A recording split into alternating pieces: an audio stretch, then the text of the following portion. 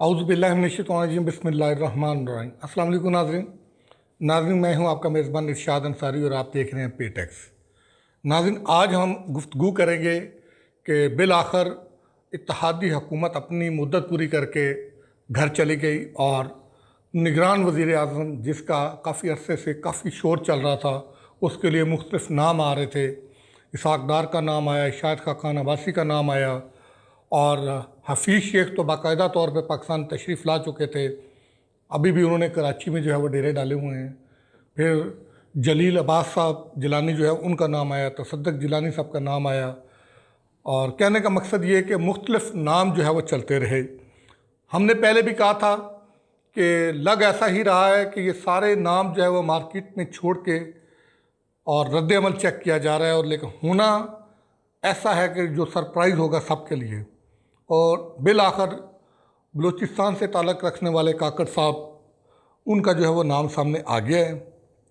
अब अनवारुल हक काकड़ साहब का नाम यकीनी तौर पे सियासी हलकों में भी और गैर सियासी हलकों में भी एक सरप्राइज़ के तौर पे है। और अब जिस दिन से ये नाम सामने आया है, उस दिन से इलेक्ट्रॉनिक और प्रिंट मीडिया से लेकर सोशल मीडिया और आम पब्लिक में यही नाम जो है वो मौजूद बहस बना हुआ है। कुछ हलके इसको अच्छा गर्दानते हैं, कुछ हलकों का ख्याल है कि ये इस बात की तरफ वाज़े इंदिया और इशारा है कि जिसका खदशा ज़ाहिर किया जा रहा है कि आइंदा आम इंतखाबात अपने टाइम पे, यानी कि इसी साल सितंबर, अक्टूबर या नवंबर तक होते हुए दिखाई नहीं दे रहे। अब जो इंतखाबात की जो हमारे ज़राए ने हमें तारीख़ बताई है, वो हम आपसे शेयर कर देते हैं।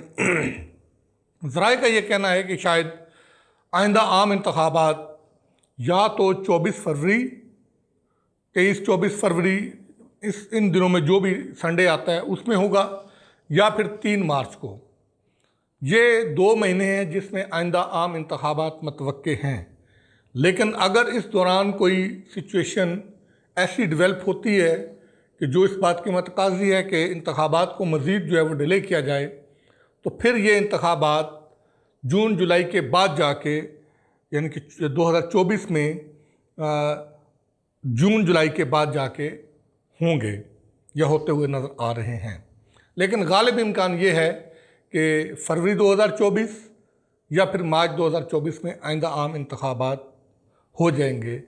इन आम इंतखाबात को डिले करने का मकसद क्या है, उस पे भी काफ़ी लेदे हो रही है। जो पॉलिटिकल जो एनालिस्ट हैं या अपनी राय रखने वाले कॉलमिस्ट हैं या सियासी लोग हैं, उनका ये ख्याल है कि शायद ये डिले इसलिए किया जा रहा है कि जो प्रोजेक्ट इमरान खान लॉन्च किया गया था, उसके लॉन्च करने वाले ये समझते हैं कि ये प्रोजेक्ट चूँकि बुरी तरह नाकाम हुआ है, अब उस प्रोजेक्ट को उन्होंने ग्रेजुअली जो रिवर्स किया जा रहा है, उसकी कंप्लीशन जो है वो उसके लिए दरकार है अगले 6 माह, ताकि उस प्रोजेक्ट को मुकम्मल तौर पे वाइंड अप करके फिर नए सिरे से जो है वो काम किया जाए। ये पॉलिटिकल जो राय रखने वाले लोग हैं, उनका ये ख्याल है।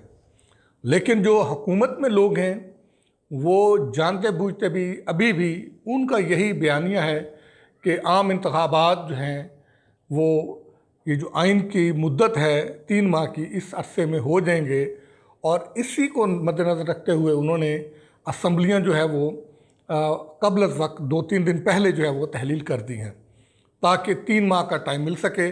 और उसी को लेके अभी ये भी बातें हो रही हैं कि मियाँ नवाज शरीफ जो है वो अगले महीने वापस आ रहे हैं, और अब तो बाज़ाब्ता तौर पे इस पर ऐलानात आ रहे हैं कि उनका बहुत जो है पुरतपाक इस्तकबाल की तैयारियाँ की जा रही हैं और उनकी दबंग एंट्री होगी सियासत में, और इलेक्शन जो है वो वक्त पे हो जाएंगे। तो ये हुकूमती इत्तेहादी जमातों का बयानिया है। अलबत्ता उनमें भी कुछ लोग ऐसे हैं कि जो ये आवाज़ें उठा रहे हैं, जैसे शाहिद खाकान अब्बासी हैं, और इस तरह के पीपल्स पार्टी में भी कुछ लोग हैं, वो भी ये कह रहे हैं कि उनका भी ये ख्याल है कि शायद इलेक्शन जो है वो डिले का शिकार हो जाएंगे। अब दूसरी तरफ टेक्नोक्रेट्स हैं, ब्यूरोक्रेट्स हैं और इकोनॉमिस्ट हैं, उनकी राय अपनी है। उनकी राय जो है वो इक़्तिसादी सूरत हाल के गिर्द घूमती है। उनका ये ख्याल है कि जो इंटरनेशनल सिचुएशन है उसने भी मुल्क की इक़्तिसादियात को बुरी तरह से इम्पेक्ट किया है, और इसी तरह जो मुल्क की सियासी जो अदम इस्तेहकाम था उसने भी जो है वो बुरी तरीके से जो है वो मुल्क की इक़्तिसादियात को इम्पेक्ट किया है। तो IMF के चूँकि हम प्रोग्राम में हैं, उस प्रोग्राम में हम बाइंड हैं, पाबंद हैं कि जो शराइत हमने तय की हैं हम पाकिस्तान तहरीक इंसाफ की तरह उन शराइत को बीट्रे ना करें। अगर हम बीट्रे करते हैं तो ये बहुत बड़ा डिज़ास्टर होगा। जो पिछली जो डिज़ास्टर था PTI ने जो बीट्रे करके किया था उसको तो बड़ी कीमत जो है वो चुका के किसी हद तक उसके डैमेजेस को कंट्रोल करने की कोशिश कर ली गई है और मुल्क को जो है वो दिवालिया होने से बचा लिया गया है। लेकिन अब की बार अगर ऐसा होता है तो शायद फिर हमारे पास कोई ऐसा चांस नहीं होगा। तो इसलिए इक़्तिसादी जो माहिरीन हैं उनका ये ख्याल है कि हुकूमत और जो मुक़्तदर हल्के हैं, इस्टेब्लिशमेंट है, उसका ये ख्याल है कि वो ये चाहते हैं कि इंतखाबात जो है वो उनकी सानवी जो है वो प्रायोरिटी है। पहली जो तरजीह है उनकी मुल्क की इक़्तिसादियात है कि मुल्क को इक़्तिसादी तौर पे और सियासी और मुआशी तौर पे जो है वो इस्तेहकाम की तरफ ले जाया जाए ताकि मुल्क जो है वो ख़तरात से बिल्कुल तौर पर मुकम्मल तौर पर निकल जाए। उसके बाद जो है वो इंतखाबात करवाए जाए। अब बहरहाल अनवारुल हक काकड़ साहब का नाम फ़ाइनल हो चुका है, समरी सदर ममलकत ने साइन कर दी है। अब काकड़ साहब की अपनी ये ख्वाहिश थी कि वो 14 अगस्त को जो है अपने ओहदे का हलफ लेंगे। अब 14 अगस्त को की तकरीबात के मौका पर जो है वो अपने ओहदे का हलफ लेंगे, और इस दौरान कल से लेकर आज तक जो है वो निगरान जो काबीना है उस पर काफ़ी वर्किंग हो रही है, और उसमें जो ड्राइविंग सीट है वो है फाइनेंस। जैसे कि हमने आपको बताया कि इक़्तिसादी सूरत हाल जो है वो उनकी सारी जो सोच है उसका महवर है। उसमें मुख्तलिफ नाम सामने आ रहे हैं कि एक तो नाम ये आ रहा है कि शायद इसहाक डार, जिसका नाम पहले आया था कि इसी को शायद केयर टेकर प्राइम मिनिस्टर बनाएंगे, वो अब उसमें नहीं आया। लेकिन अब ये कहा जा रहा है कि शायद वो फाइनेंस मिनिस्टर के तौर पे केयर टेकर गवर्नमेंट में भी रिटेन करेंगे, कि यानी केयर टेकर गवर्नमेंट में फाइनेंस मिनिस्टर इसहाक डार ही जो है वो बरकरार रहेंगे। दूसरा जो नाम आ रहा है वो ये आ रहा है कि हफीज़ शेख को शायद केयर टेकर फाइनेंस मिनिस्टर बनाया जाएगा। वो इस वक्त कराची में मौजूद हैं। हमारे उनके करीबी जो ज़राए हैं उनसे बातचीत हुई है। उनका अलबत्ता ये ख्याल है कि शायद चूँकि उनको केयर टेकर प्राइम मिनिस्टर बनाने की जो है वो तजवीज़ सामने आई थी, तो इसीलिए वो पाकिस्तान भी आए थे। तो अब शायद वो फाइनेंस मिनिस्ट्री का पोर्टफोलियो शायद वो एक्सेप्ट ना करेंगे। उनकी एक अपनी जो है वो सोच है और उनका अपना एक एनालिसिस या एक्सपीरियंस है। लेकिन हमारे ज़राए ये बताते हैं कि फाइनेंस मिनिस्टर की दौड़ में हफीज़ शेख और इसहाक डार शामिल हैं। तीसरा नाम जो है वो पाशा साहब का आ रहा है, हफीज़ पाशा साहब का, कि शायद वो जो है वो फाइनेंस मिनिस्टर के तौर पे जो है वो आए, सामने आए। तो लेकिन जो भी FM आएगा वो IMF के साथ जो तयशुदा शराइत हैं उनको लेके आगे चलेगा, और इसी में हमारी बका भी है।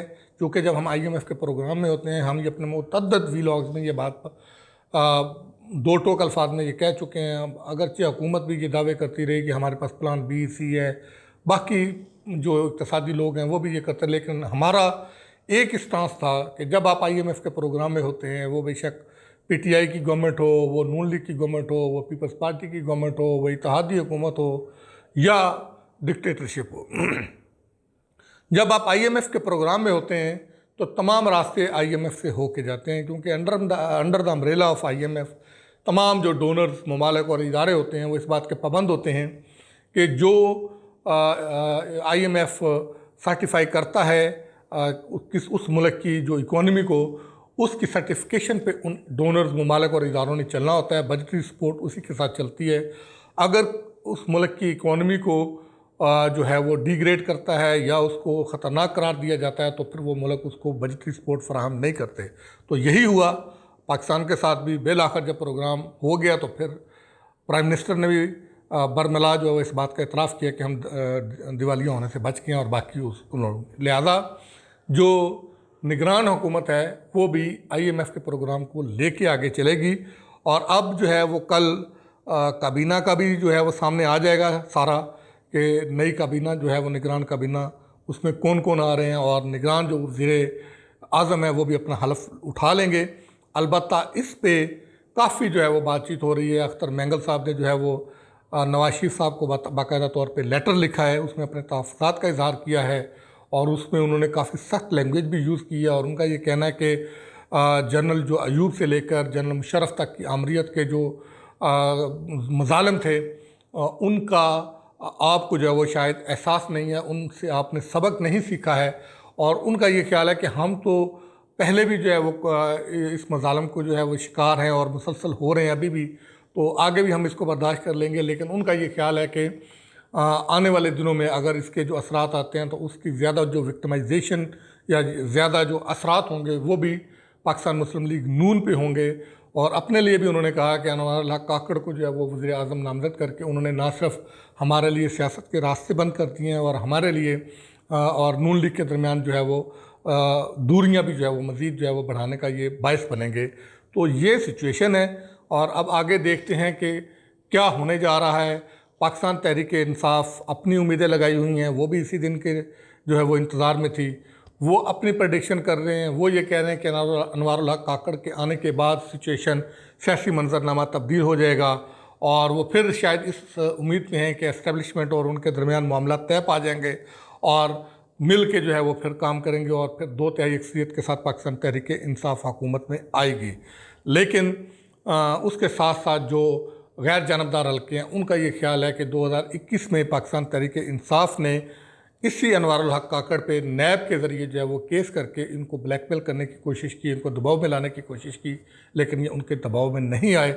और फिर 9 मई के वाक़े के बाद यही अनवारुल हक काकड़ थे जिन्होंने कोयटा प्रेस क्लब में बाकायदा तौर पे प्रेस कॉन्फ्रेंस करके इमरान खान को उस सारे वाक़े का ज़िम्मेदार करार दिया। और उनका ये ख्याल है कि अनवारुल हक काकड़ के आने के बाद पाकिस्तान तहरीक इंसाफ के ख़िलाफ़ जो है वो या उनके इर्द गिर्द जो सख्तियाँ हैं उनका दायरा मज़ीद तंग होगा, और आने वाले दिनों में जो है वो पाकिस्तान तहरीक इंसाफ की मुश्किलात कम होने की बजाय जो है वो मज़ीद बढ़ेंगी। बाकी जो है वो उन्होंने जो उम्मीद लगा रखी है वो अदलिया से लगा रखी है, हायर अदलिया से, और ये जो रिव्यू एंड वाला जजमेंट है उसमें जो कालादम करार देने का जो फ़ैसला है उसके बाद से उन्हें शायद ये उम्मीद हुई है कि बाकी भी जो है वो केसेस है उसमें पाकिस्तान की सुप्रीम कोर्ट जो है वो शायद ऐसे फ़ैसले करेगी जिससे पाकिस्तान मुस्लिम लीग नून और उसकी इत्तेहादी जमातों के लिए मुश्किलात पैदा होंगी, उनके लोगों को नाअहल किया जाएगा। लेकिन दूसरी तरफ हलकों का ख्याल ये है कि जो उन्होंने करना था वो कर लिया, अब जो है वो रावी चैन ही चैन लिखेगा। अदरवाइज़ इसकी कास्ट फिर जो है वो चीफ जस्टिस, मतलब ये एनालिसिस हैं कि अगर वो बियॉन्ड द जो है वो उसके साथ जाके खेलते हैं, ग्रीस से बाहर निकल के खेलते हैं, तो फिर शायद उसकी कीमत उनको भी चुकाना पड़ेगी। तो ये मुख्तलिफ़ किस्म की आरा जो है वो चल रही हैं। अगले कुछ दिनों में जो है वो काफ़ी इंटरेस्टिंग जो है वो सिचुएशन डेवलप होगी, उसमें सारी चीज़ें सामने आ जाएगी। एक ये भी है कि राय आ रही है, नुक्ता नज़र सामने आ रहा है कि गवर्नमेंट जो है वो बलूचिस्तान की महरूमियों को दूर करने के लिए उनके जो इक़दाम हैं वो सामने आ रहे हैं, क्योंकि जो है वो जो निगरान वज़ीर आज़म है उनका ताल्लुक़ भी बलूचिस्तान से है, और सितंबर में जो चीफ जस्टिस ऑफ पाकिस्तान बनने जा रहे हैं उनका ताल्लुक़ भी बलूचिस्तान से है। और कहा यह भी जा रहा है कि शायद डॉक्टर आरफ अलवी जो हैं वो भी शायद जो है वो वॉलंटरीली जो है वो अपनी मुद्दत पूरी होने के बाद शायद अपने ओहदे से खुद ही अलहदा कर लें। अगर ऐसा हो जाता है तो फिर ये कहा जाता है कि जो कायम सदर होंगे वो सादिक संजरानी जो चेयरमैन सेनेट हैं वो होंगे, तो फिर वो भी उनका ताल्लुक़ भी बलूचिस्तान से होगा। तो फिर ये एक बलूचिस्तान के हवाले से उनकी संजीदगी और एक वाज़ेह मैसेज होगा कि हुकूमत जो है वो बलूचिस्तान के मामलात को खुशआइन तरीके से जो है वो सेटल करने जो है वो जा रही है।